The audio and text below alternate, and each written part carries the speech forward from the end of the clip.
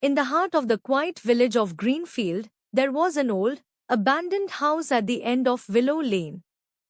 The house had been empty for as long as anyone could remember, its windows boarded up and its garden overgrown with weeds. But to 12-year-old Mia, the house was a mystery waiting to be solved. Mia had always been curious. She loved exploring, reading adventure books, and imagining what secrets the world might hold. Every day on her way home from school, she would stop and stare at the old house, wondering what stories its walls could tell. One sunny afternoon, Mia decided she couldn't resist any longer. She pushed open the creaky gate and stepped into the garden. The air smelled of wildflowers and earth, and the sound of birds chirping filled the silence.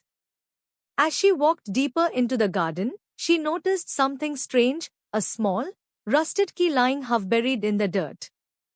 Mia picked it up and turned it over in her hands. It was old and tarnished, but it still had a faint glimmer of gold. Her heart raced with excitement. What could this key unlock? She wondered. She searched the garden, looking for anything that might have a keyhole. Behind a thick patch of ivy, she found a hidden door in the garden wall. Her hands trembled as she inserted the key and turned it. The door creaked open, revealing a hidden garden unlike anything she had ever seen. The garden was a burst of color and life. Flowers of every shade bloomed in perfect rows, their petals glistening in the sunlight. A small fountain trickled in the center, surrounded by stone benches and winding pathways. Butterflies flitted through the air, and the scent of roses and lavender filled Mia's senses. "Wow," she whispered, stepping inside. "It's like a fairy tale."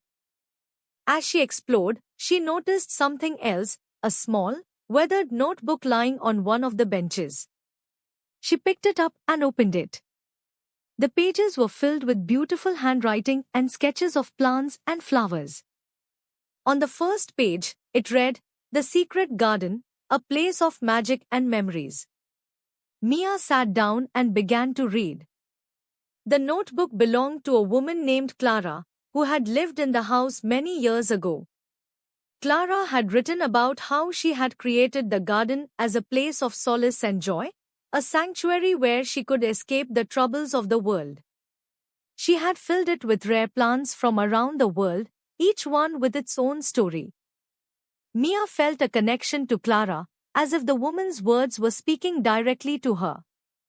She spent hours in the garden, reading the notebook and tending to the plants. She watered the flowers, pulled out weeds, and even planted a few seeds of her own. The garden became her secret heaven, a place where she could dream and imagine. One day, as Mia was reading the notebook, she came across a passage that made her heart skip a beat. Clara had written about a special rose bush hidden in the far corner of the garden. It was a rare variety that only bloomed once every 10 years, and its flowers were said to bring good luck to whoever found them. Mia rushed to the corner Clara had described. There, hidden behind a trellis, was the rose bush.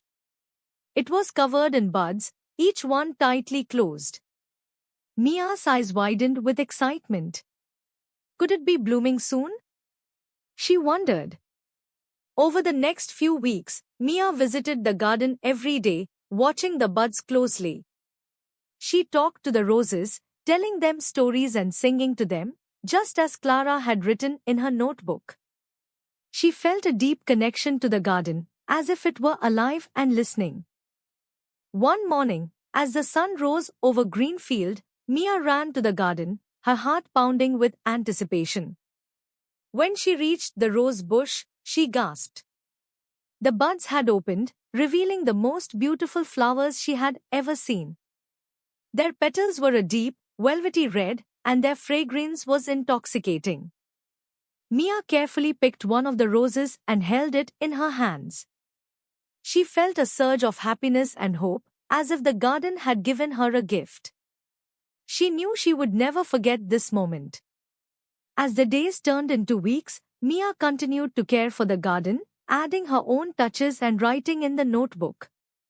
She felt as though she were carrying on Clara's legacy, keeping the magic of the garden alive. One afternoon, as she was leaving the garden, she noticed an elderly woman standing at the gate. The woman had kind eyes and a gentle smile. "Hello," the woman said. "I used to live here many years ago. My name is Clara." Mia's eyes widened in shock. "Clara? You're Clara?" The woman nodded. "I heard someone had been taking care of the garden, and I wanted to see it for myself." Mia led Clara into the garden, her heart racing with excitement.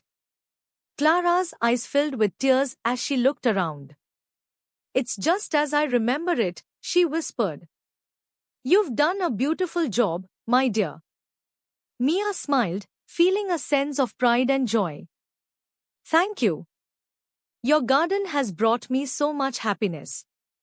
Clara took Mia's hand and squeezed it gently. Gardens have a way of doing that.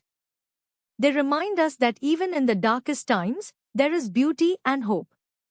From that day on, Mia and Clara became close friends. They spent hours in the garden together, sharing stories and laughter.